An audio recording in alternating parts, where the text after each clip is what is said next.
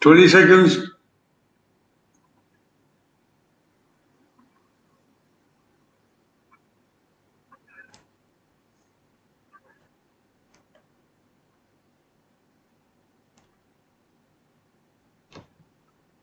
Right, ma'am, we're going live. Okay.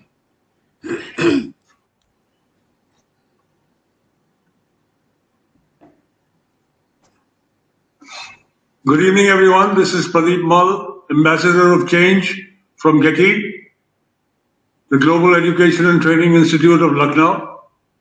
And we are the premier institution for training principals and teachers of schools. We have many pre-service and in-service programs. And for more information on this, please go to 740-840-1000. Right now, you are on our disruptive education platform provided to us by our mentor, Dr. Sunita Gandhi. And on this platform, we have met with and interacted with more than 1,400 educators from India and all over the world. And this evening, we have for you Mrs. Preeti Mishra. She is a professor in the Bala Saheb Bhimrao Ambedkar University, Lucknow, Uttar Pradesh. She is an MA in economics, a B.Ed, an LLM, and an LLD. She specializes in criminal law, women and law, human rights laws. Her teaching experience is of nearly 22 years, and her research experience is of 16 years. She has many achievements. At present, she is the Dean, School of Legal Studies and Head of Department of Human Rights of the Baba Saheb Bhimrao Ambedkar University in Lucknow. Her research interest lies in the field of women and gender issues, ethnic minorities, marginalized sections of society, human rights of rural and urban poor, family violence, etc. She has written 116 research papers and articles and has presented more than 100 papers in national and international seminars and conferences. 9 PhDs have passed out under her, and at present she is looking after 4 more PhDs. She has co-chaired a session of the IUAES 15th World Congress in Kunming in China, and also later she has attended many of these in Bangladesh as well as in Thailand. She has 90 invited talks and lectures under her belt. She has live radio talks. She has organized nearly 70 national and international seminars and conferences. She has been awarded the Certificate of Honor for Writing Work by the All Press and Writers Association of Lucknow. Certificate to honor her for attaining the first position in carom singles, so she plays caroms also. For publishing research work, she has been acknowledged.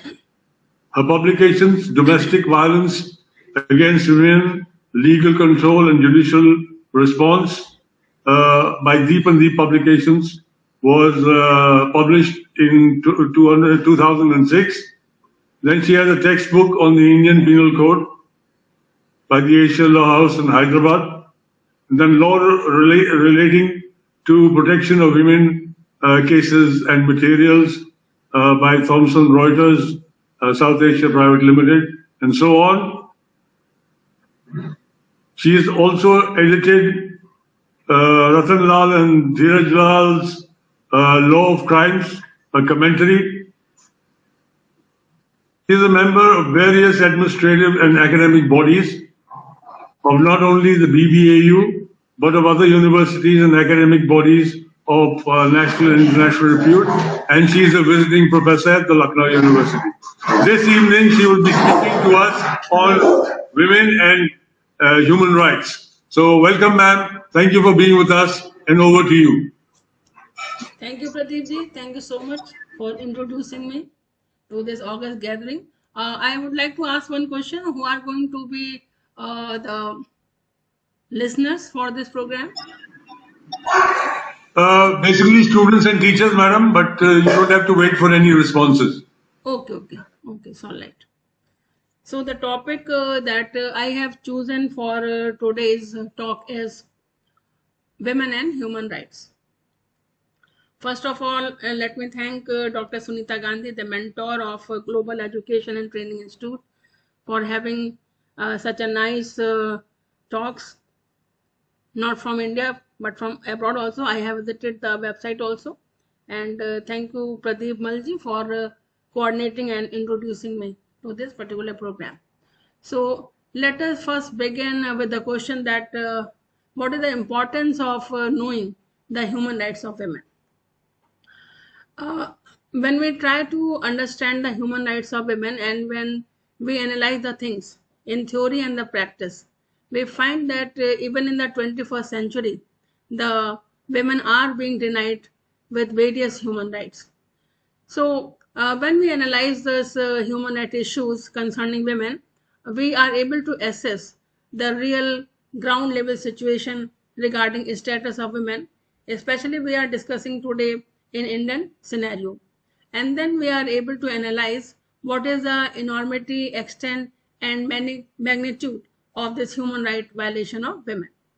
And similarly, then when the violence is happening, it means there are certain reasons behind it. So we would like to decipher also that what are the various social, legal, economic, and cultural issues which are there, which causes women to face the human right violations. And then we would like to identify uh, various laws and the policies which are there for the protection of human rights of women.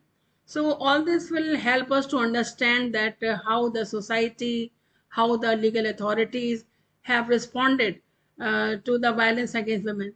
Because as far as I see, so far as the gross violation of human rights that take place against women is because of the violence. Though there are certain other issues also related to the human rights of women, because like all other entities on this earth, women do enjoy the human rights, but then there are certain specific human rights which a woman has because of the privilege of having a status which is assigned to her by the nature, that is a motherhood.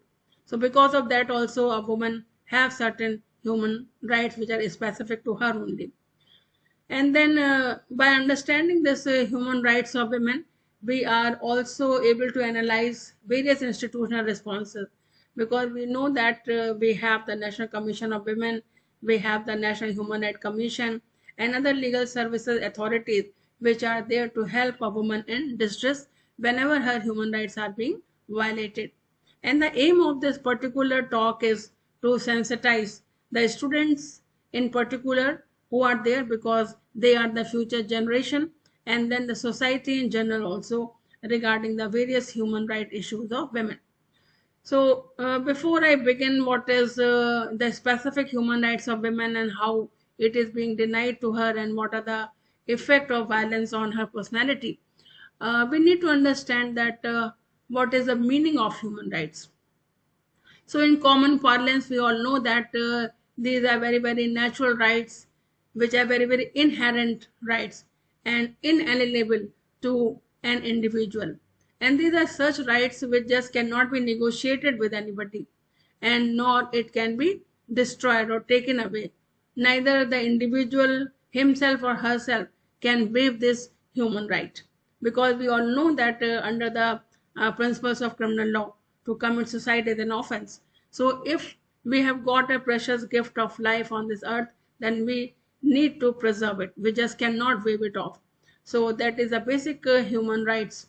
And these human rights are very, very universal in nature, because irrespective of the time in which we are living, irrespective of the geography in which we are, we all enjoy certain human rights.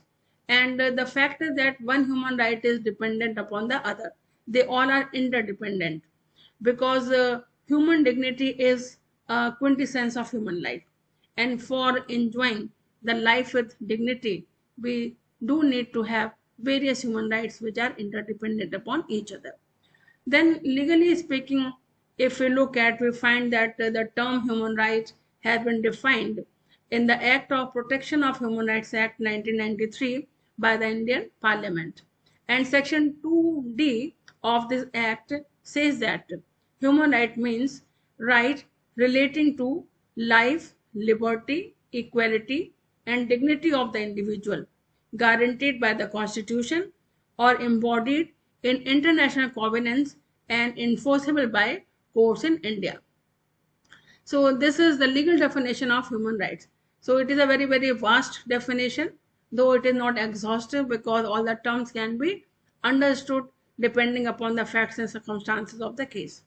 Then I would like to share with you that what are the various standards of human rights, that how, if the human rights are being violated, then what are the safeguards which are there in the constitution and in other legal provisions which help us to realize the human rights. So these human rights are very, very idealistic in nature, and they set a standard for the society. And the scheme for human rights is very, very vast if we look at our constitution.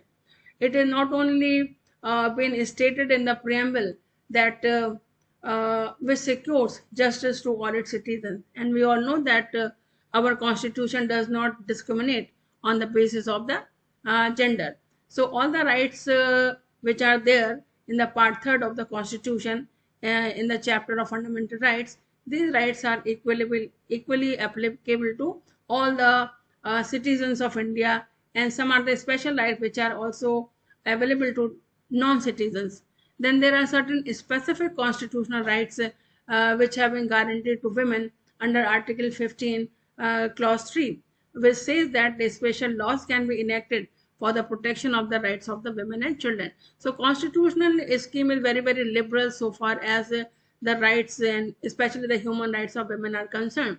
So either we speak of the preamble of the constitution, or we look at the fundamental right chapter, or we look at the directive principles of state policy, which are there for securing the socio-economic justice to all the people living within the geography of India. So it enshrines certain duties upon the state to guarantee certain fundamental rights to all human beings, including women also. Then we have the fundamental duties in part 4th of the Constitution, and especially there is one fundamental duty under Article 51, capital A, Clause E, that we need to renounce all the practices which are derogatory to the dignity of women. So that is the kind of constitutional scheme guaranteeing the human rights to women and to other human beings also. Then if any of these fundamental rights are violated, then there is a provision in the name of constitutional remedies also. So various writs are there which can be filed for the enforcement of the fundamental right. So if we talk about the constitution, it very much ensures the equality of status and opportunity. So if we analyze the position of women, we find that even in the 21st century, the women are not able to access the right to equality, which is there in Article 14 of the Constitution, which says that all are equal before the laws and they have the equal protection of the laws. So it guarantees the equality of status and opportunity. But if we analyze the practical situation, we find that many of the opportunities are being missed by women as a human being, because we know there are various practices in our society which even deprive the woman of her right to life and liberty that is secured by Article 21 of the Constitution. So Article 21 of the Constitution, which is said to be the soul of the Indian Constitution, and it is the sole repository of all the human rights. And this article says that no person can be deprived of life or personal liberty except according to procedure established by law. And through various case laws, through judicial interpretations, the Supreme Court has said in various cases that a right to life does not mean the animal existence. It does not mean only to have a shelter or to have the food, but it ensures the life with the dignity. So the right to life is very much the important part of the human rights which have been guaranteed by the Constitution of India.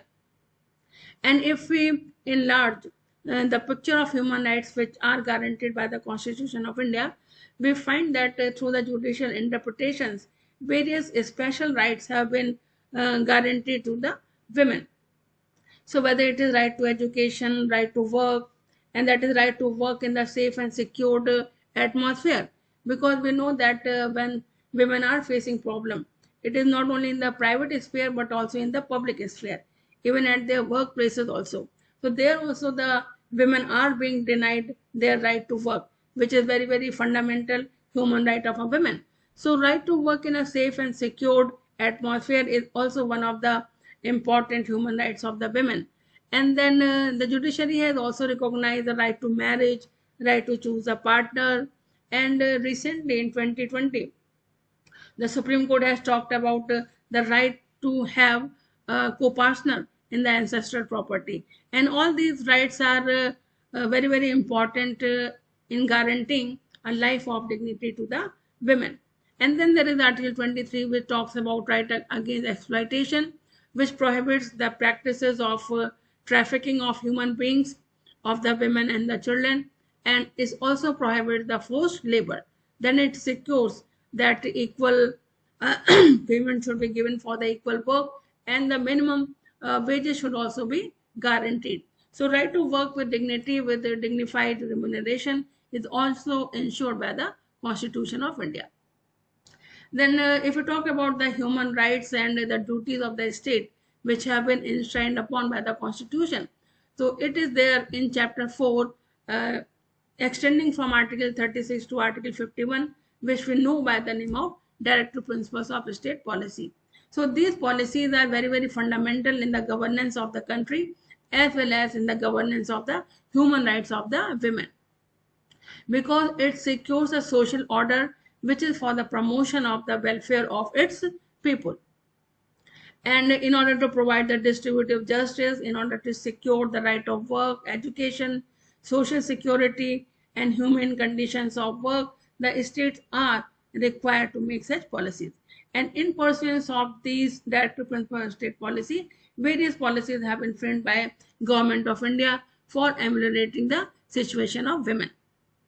So latest we have the policy of 2015, which has been partially implemented, also guaranteeing the various reproductive rights to women, maternity benefit to women, and safe abortion, that is right to their body, is also secured by our Constitution of India. And after understanding the meaning of human rights for the women and for the human being as such, we need to understand what is the implementation mechanism for the human rights. So as I already told you that there is a special law, that is Protection of Human Rights of Women 1993. There are constitutional writs which can be invoked if any of the fundamental rights which are guaranteed to human being or to women is being violated. And then there are very specific legislations also, and there are number of laws which have been enacted by the Indian Parliament for guaranteeing safety and security to the women. In 2005, the Protection of Women from Domestic Violence Act was passed. In 2013, we have the Protection of Women from Sexual Harassment at Workplace Act. We have the POCSO, Protection of Children from Sexual Offences Act.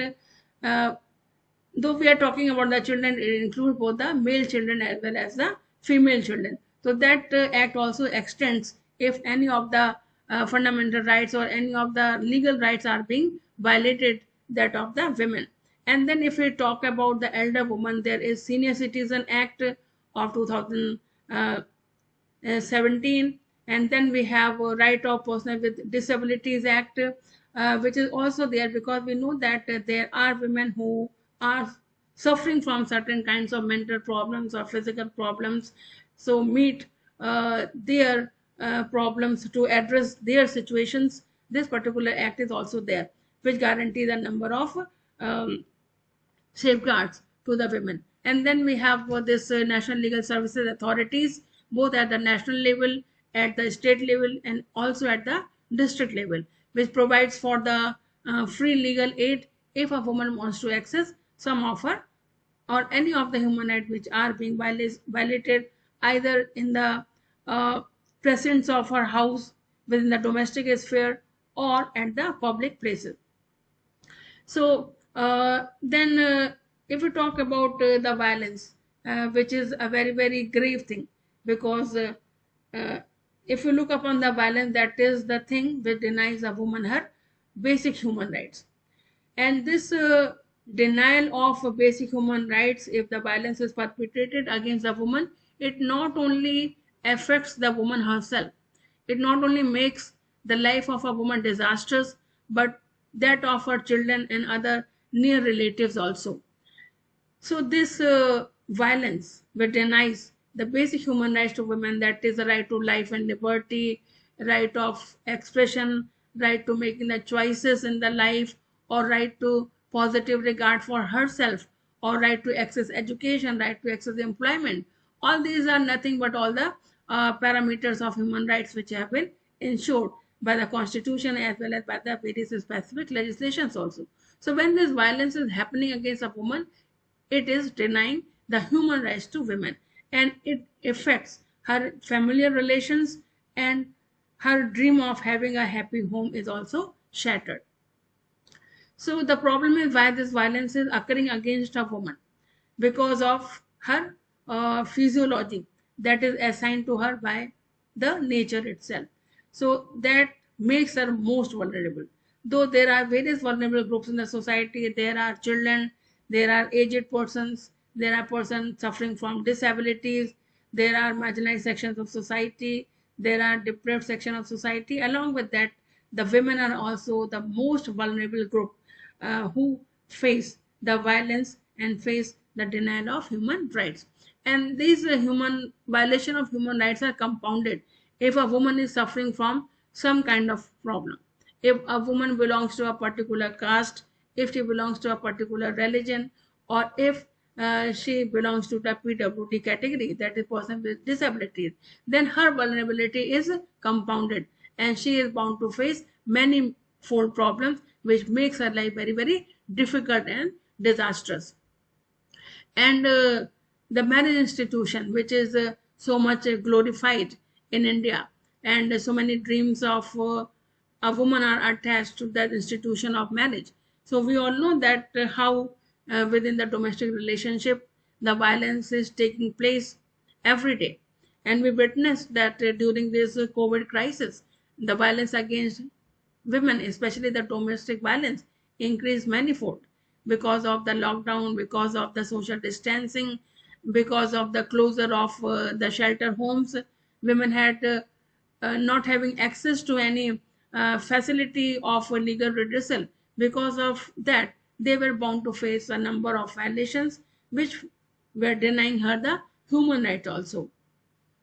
Uh, so how this violence has been defined and what is the meaning of violence.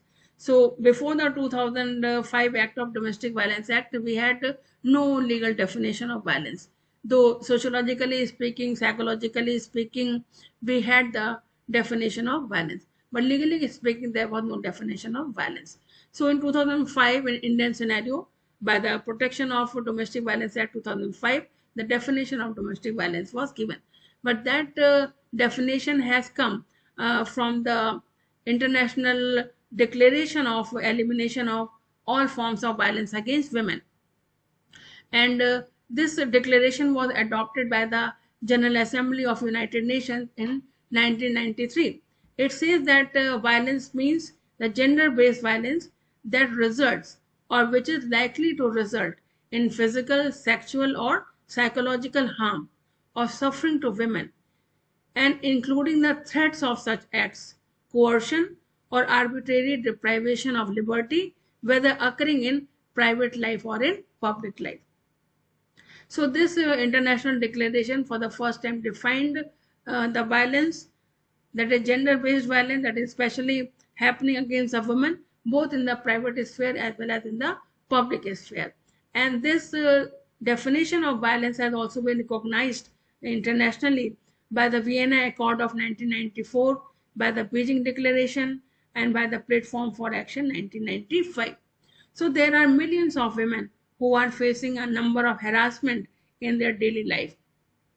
And sometimes these are labeled as, even by the judiciary also, this violence which a woman faces every day, uh, that has been labeled as a wear and tear of the daily domestic life.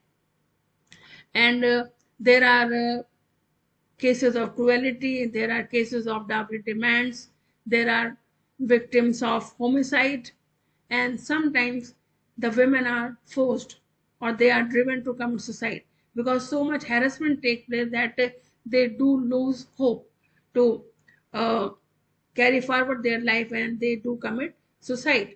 So this violence not only include the actual act of violence but also the threats of violence, intimidation, keeping a woman in isolation. Because if you go to the various newspaper reports, you will find that women are being kept in isolation, denied of food and the basic facilities, because if they are not coming to the terms of their partners or their family members, then they are forced to spend a life of a destitute, and they are kept without money, without medicines, without food. And not only the women themselves are abused, their near relatives and even the children are abused in order to force the woman to come to their terms in order to meet the unlawful demand of her intimate partner or that of the near relatives. And this violence is so grave that sometimes it includes even the systematic and the belittling comments also, because we know that women are being commented upon if they are not having their fair skin, or if they are not beautiful, or if they are not coming from a good background. So they are being taunted and they are being facing these kinds of humiliating comments also in their daily life. So these humiliating things ultimately affects the personality of a woman. She loses the positive regards for herself, and that is the denial of her human rights, because she is not able to sustain her life in a normal way. So if we try to analyze the extent of the human right violation of a woman, we find that from womb to grave, a woman is forced to face the violence. Even before takes birth, in the name of female feticide, many female fetuses are being aborted or are being destroyed.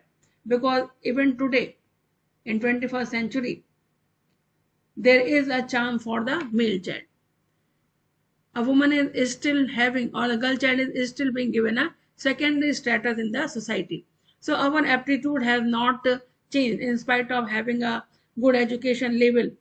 And this National Family Health Survey, which has recently submitted its report in 2021, it is saying though the women are better in terms of the nutrition, in terms of their life expectancy, but so far as the violence is concerned, it has not lessened. And if we see the reports of the National Crime Record Bureau, every year from the Ministry of Home Affairs, a report is published. And these are the cases which are being reported for which the FIR are lost. These are showing that more than 50% of the women are facing violence in the society, not only in the private sphere but also in the public sphere. Even a woman has to face violence on the road when she is accessing to her place of employment, when she leaves her house and goes to the place of employment. During this conveyance or during this travel period, in the buses, in the taxis, in the autos, she is forced to have the cases of sexual assault, the cases of eve teasing. These are so common in our society.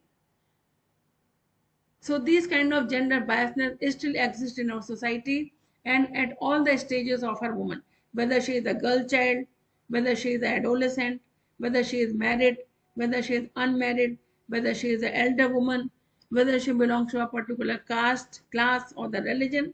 Irrespective of all these facts, she is facing violence, which is nothing but the denial of the human rights of women. And the sorry state of affairs is that this denial of human rights is not a intersex problem. It is an intrasex problem also. The women are not facing the cases of violence from the men. They are also facing the cases of violence from the women's side also. So if you look upon the cases of dowry, if you look upon the cases of cruelty, if you look upon the cases of character assassination, we will find that even some women are also hostile to other women. So they are not treating them with respect, with esteem. So that is a very, very grave thing, I feel, and it denies the human rights of women. And another thing which comes within the parameters of the denial of human rights, and which I wanted to point out, was that of the uh, child marriages. So child marriages are still prevalent in India.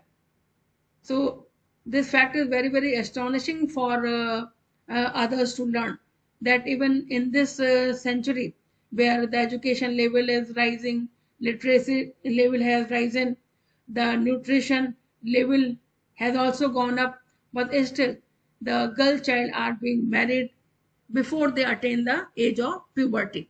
So more than 30% marriages are being solemnized as child marriages in India. And during this lockdown period, and during the Akshaya Tritiya occasion, a lot many girl child are married as a child bride. So, what is the effect of this child marriage? It denies women, or the girl child, the right to education, the right to employment, and the right to development, and ultimately it affects the security of the girl child, the health of the girl child, and her potentiality also to grow further. Because we know that if we look upon our GDP position, what is there? What is the contribution of women in the GDP? Though it has not been calculated in the GDP that how much the women are contributing, where they are working within the boundaries of their house. So the domestic workers, women who are the domestic workers, or women who are in their housewives, their work is not taken as a productive work. It is not counted as GDP. So their productivity is also being affected if this child marriage continues. And the date, if we look upon the data, we find that more than 1.5 million girls under 18 years of age were married in India. That is below the age of 15 they were married. And uh, and this is such a grave problem that United Nations has included it in the sustainable development goal, and which is its target number 5.3 of this SDGs, the Sustainable Development Goal. It wants to eliminate this practice of child marriage by the 2030, because this is a fact that not only in India but in other parts of the world also the child marriage is continuing.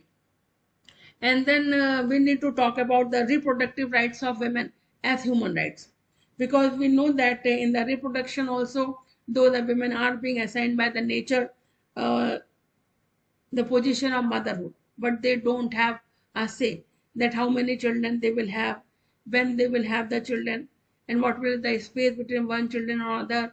Or if you look about the family planning things, we see that it is the woman who is always forced to go for some kind of family planning methods to be used by the woman herself.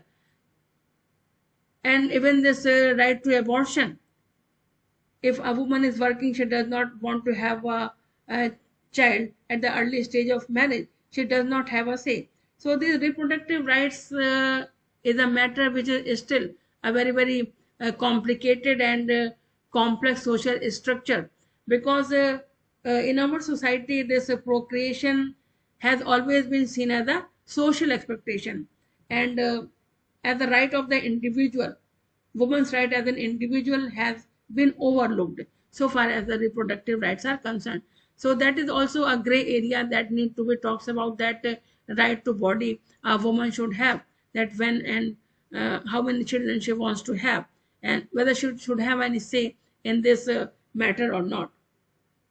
And if we look upon the intimate partner violence, and the things are very, very bad, because the World Health Organization report of 2020 states that this intimate partner violence in India is more than 35%. So that is the data of the WHO. So because of the intimate partner violence, not only the woman is being denied her human rights, but her children also and her near relative, they are also being harassed and humiliated in the name of domestic violence. And this violence, which is the denial of the human rights of women, is not only happening in the physical world, it is also happening in the cyber world. And latest we had this case of Boris locker room case, where even the teenage boys were engaged in uh, harassing her fellow student, female student, and they have shot certain pornographic pictures of their girlfriends and they were putting it on the dark website. So this violence against women is not happening only in the physical world but also in the cyber world, because in the cyber world there is no boundaries, there is no limitation, and you do not know that who is there behind the screen. So having some fabricated names, pseudo names, behind the screen there may be a woman, there may be a male posing otherwise. So they are utilizing the lack of law uh, with regard to the cyber world, and they are taking advantage of it and befriending the women. They are sexually exploiting them also. So recently there have been so many cases, and I am sure that the listeners must be aware of that. So this is nothing but the violation of human rights of women. So after looking upon this thing that what is violence, how it affects the human rights of a woman, we need to understand the etiology of the violence. That what are the different causes, what are the different reasons which are responsible for the denial of human rights to women.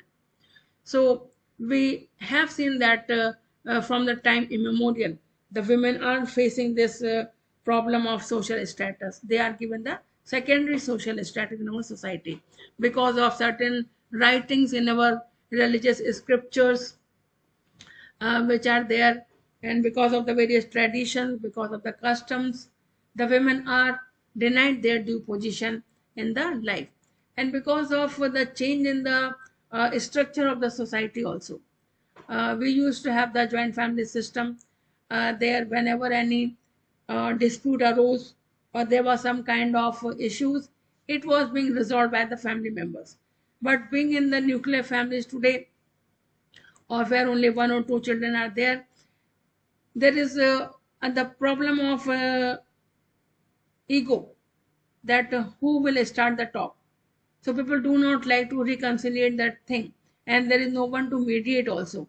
So because of this change in the structure of family, going from joint to nuclear, it has also affected the women position in our society.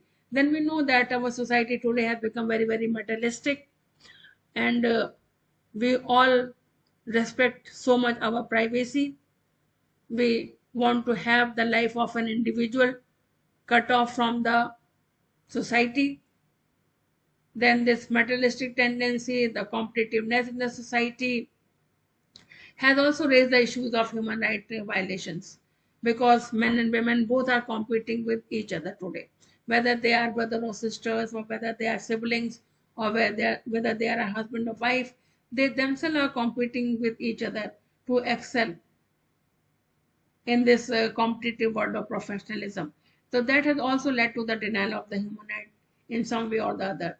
Then there may be psychological reasons, pathological reasons, because we know that there are certain persons who are pathologic in nature. They enjoy committing sexual crime against women. And sometimes the perpetrator of violence may have the history of violence themselves. And if they have witnessed violence in their childhood, they are so frustrated, or it creates a kind of psychological scare on their mind, because of which they also perpetrate violence against women. So because of various pathological reasons, because of various uh, because one is not able to control his or her emotions. So because of the pathology of the individual, because of the psychology of the individual, that has also led to the violence in the society, which ultimately leads to the violation of the human rights. And then the power dynamics is also there, because we all know that by the nature, the women are not physically uh, strong enough to face the violence if it is coming from the uh, male part, or from the husband, or from some other male partner. So they are not able to cope with that. So that kind of power relationship is also there. Or over the years, the our socialization has been such that where the male child has always been given preference, they have always been taught that the women are inferior to them, so they try to assert their position. So the structure of our society is such, because of which the women are in a very, very paradoxical situation. So though the women are educated, women are working, they are having the good positions in the life, but still the stigma that is attached to them is that they are women, and because of the women, they have to face a lot of violence and the denial of human rights. So even within the siblings also, they do face the deprivation of the education, deprivation of the food in terms of the nutrition or the calories, because women are being discriminated, the girl child are being discriminated. Our society has not changed. It is said that women have changed, but the men have not changed. Or the rate at which the aptitude and the psychology or the attitude of women has changed, the men has not changed to that extent. So because of that kind of socialization that we are having in our society, that is also somewhere responsible for the denial of human rights to women. And then this increase of alcoholism in the society, the over the counter selling of drugs, these are also causing the human right violation cases against women. Because in all the cases that we have witnessed, whether it was Nirbhaya case or whether it was Gudiya case or something, we have found that people are taking drugs which are responsible for making the personality hyper. Because of that, they intend to commit sexual assault against women. So over the counter selling of drugs, free, there is no control on the alcoholism, there is no control on the sale of acid. We have so many cases of acid attacks also. So these things of commercialism or the increase of consumerism has also led to the denial of human rights to the women. So these are the various regions that I have analyzed from my experience and interacting with uh, fellow fellow beings, that these are the various regions which are responsible for the denial of human rights to women. Then, if we look upon the redressal mechanism, so there are so many laws that I talked about. Then, our judiciary, it has played a very, very laudable role so far as the granting of human rights to women is concerned. Because this human right affects the psychology of a woman. She loses the self-esteem. She loses the self-confidence, and sometimes she is forced to leave her education in the middle, because dropout cases in the, if we look upon the data analyze, and whenever we are going to the provide legal aid in the rural areas, we do find that a girl child are forced to drop out from the schools because of the violence that they face, and because of which they are not able to pursue their education further. So this violence is a very, very grave thing which has been responsible uh, for putting a woman in depression. It causes anxiety, it causes the irritable bowel syndrome also. So not only the physical health of a woman deteriorates, but also the mental health, the psychological health, because of which she is not able to access her human rights, which are guaranteed to her by the constitution and by plethora of laws. But if we look at the role of the Supreme Court, we find that it has guaranteed not only the fundamental rights but various other rights to the women also. So to the extent that I was talking about the reproductive rights of women. So there is right of sexual autonomy also. So if you look upon the case of Joseph Sain versus Union of India, where Supreme Court said that adultery is no longer an offense, though it can be a ground for divorce. So now the women are being given the sexual freedom also. They can have their own individual personality and they are not to be treated as the chattel of their husband, because section 497 was such where the woman was being treated as a chattel, as an animal. So if a man wants, he can send her woman to the other man, and there it won't be treated as adultery. But so that kind of thing is now has been removed from the statute book. Supreme Court has also guaranteed even maintenance to the earning wife. It does not matter whether a woman is working or not working. It is her human right to have the maintenance if she is married. And then Supreme Court has also taken a very, very leading position, because I said that this problem is not only violence against women which denies the human right, is not only intersex problem, but it is intrasex problem. So in order to deal with that problem, Supreme Court in the case of Harsora versus Harsora held that even the domestic violence cases can be filed against the women. So though the act was enacted for the purpose of providing redressal to the women only, but here even the women can be respondent. The cases can be filed against them also if they are torturing the daughter-in-law for the dowry or for any other purpose. So now they are being treated as par with the male. They can be the respondent if the domestic violence cases are there. And recently I told you that in the case of Vinita Sharma versus Rakesh Sharma, women are being given their right in the ancestral property. So though the law is coming to the help of the woman, the judiciary is also coming to the help of the women, but still the women are being denied their human rights, because there is a lot of divergence between the social norm and the legal norm. So law is sometimes ahead of the social norms, and sometimes the laws are made or enacted without understanding the realities of the society. That's why sometimes the law fails. So there is a kind of gap between the social status that a woman is having in Indian society and the laws which have been enacted. So that gap has also been responsible for the denial of human rights to the women. So this gap needs to be filled up. And how this can be done? So what can be the intervention techniques for guaranteeing the woman her due human rights? And so basic thing which is required for human right, availing the human rights to the women, or so that the women are able to access their human rights, what is important is the education. And here comes the role of legal education also, because since I am from the law field and I am teaching law, I am a student of law, so I always advocate that one should have the knowledge of law. The basic principles of constitution, everybody needs to know that what are the laws relating to women.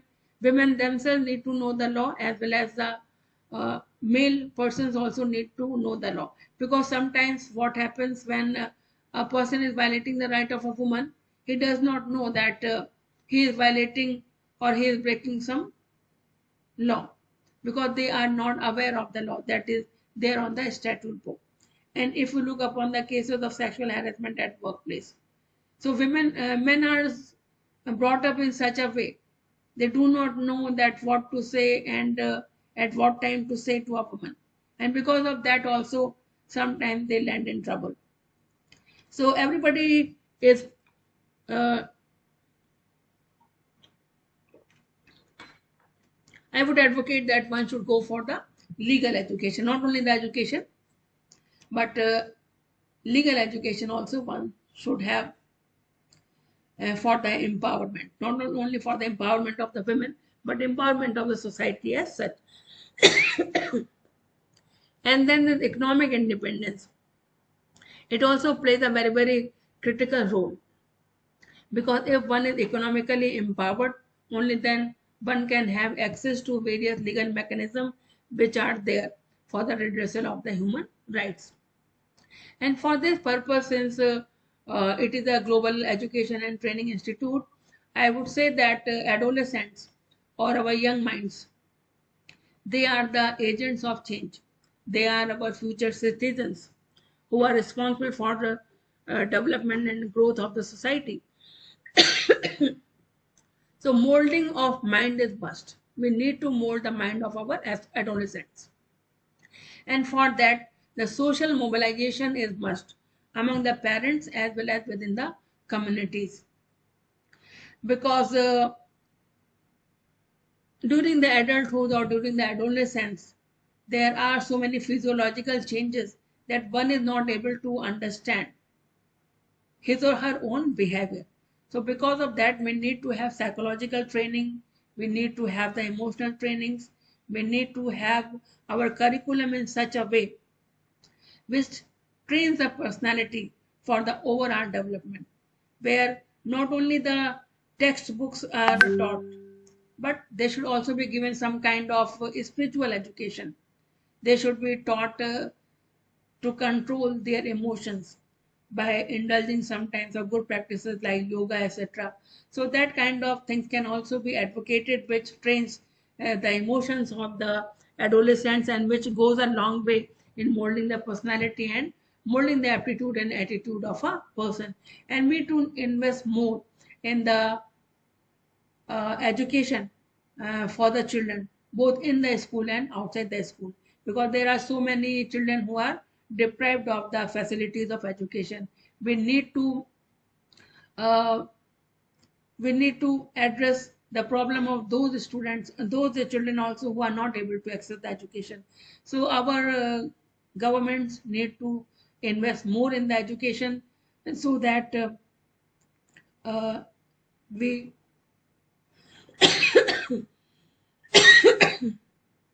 so that they can be the agent of change for the society.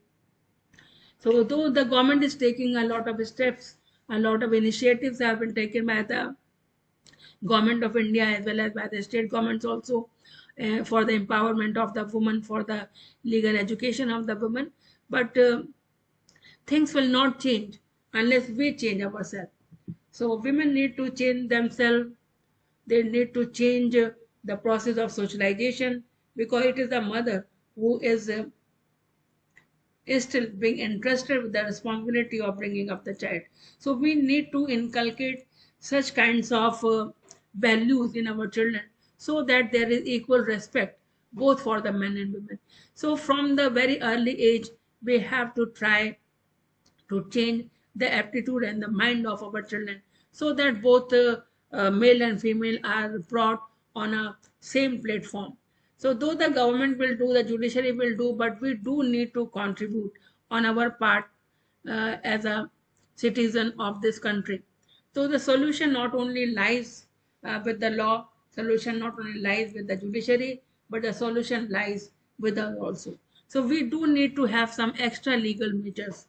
So for that, the suggestion is that we should frame our curriculum in such a way so that not only the curricular activities are there, but co-curricular activities, extracurricular activities are there, and the role of the legal education becomes more important, because the legal aid clinics which are there in each and every universities today, they can play a very uh, a positive role in bringing a change in the society, because they can offer their services, they can uh, prepare their peer teams who can advocate in the vicinity about the rights of the human beings and the rights of the women also. So the need of the hour is that the women need to be recognized as a human being, because the first thing first is that women are not being seen as a human being, because there is no other entity in the world which is who is being harassed, humiliated, because she is a woman. A male is not being violated, or the violence against men is not because he is a man, but violence against woman is because she is a woman, because of the physiology assigned to her by the nature. But for this no shortcut can be there. We need to inculcate the habit of respect, because unless we understand the meaning of human being, we cannot ensure the human rights. So let us first respect the woman as a human being. Only then we can grant her the human rights. So here I would like to say that we have to take upon ourselves the burden of saying no to any kind of violence. There should be no tolerance policy, and the fellow women should also come to the rescue of the women if any denial of human rights is there of a woman. We need to support each other. We need to stand by each other. So we need to speak. We need to speak. We should not keep silent. And what I have learned from my profession, that we need to raise a voice if we want to access our human rights. So with this note, I want to finish my talk. So thank you all. Thank you so much for giving me this opportunity. Thank you. Thank you so much, ma'am, for that very informative, required talk on women and human rights and the various challenges in the socio-economic, political, even ways in which women do not get their rights, are denied their rights. And yes, not only must all the ladies stand with the women, also all the gentlemen should be standing with the women to ensure their rights. So thank you very much. Good evening, everybody. And before we leave, I request you to watch our Detox, our Disruptive Literacy Movement by Global Dream, which is an initiative by Dr. Sunita Gandhi since 2014. This is to ensure everyone's participation in a people's movement in helping India achieve total numeracy and literacy.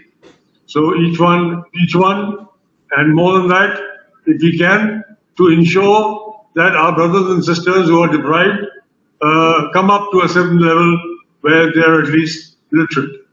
So we have many talks on that, and for the talks that you would like to listen to, please contact 7408401000.